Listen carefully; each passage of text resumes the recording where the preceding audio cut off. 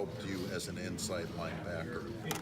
Do you feel like if you had just gone straight from safety to inside linebacker, it would have been this smooth a transition? Yeah, I think, when you go from safety to rover, your vision's constricted by 5 yards, and so your ability to periph and see multiple things is challenged. And then when you move in the box, it's challenged even more. And so I would say probably in terms of seeing things in my peripheral, and being able to, blend my vision to see different pulls and see my underkeys. In the 2015 game, you weren't healthy at that point. Where did you watch the game from? What are your memories of that game out there? Let's see. Yeah, 2015, I watched it at home in Fort Wayne, and it was a heartbreaker there. Our safety got a little too tight, and they bent it in right on the hash and caught that rails. And they love that concept. They still run it now, and set themselves up for a field goal to win the game. So that was a heartbreaker for us.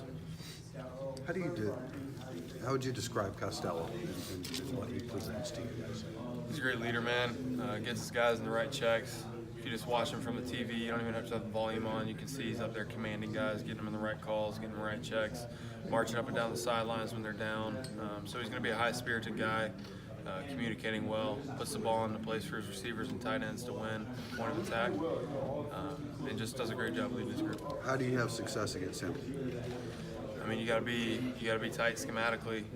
He's gonna, come up to the line with multiple checks and get his team, in the right checks. So we gotta be sound in our gaps and sound at the end of the route.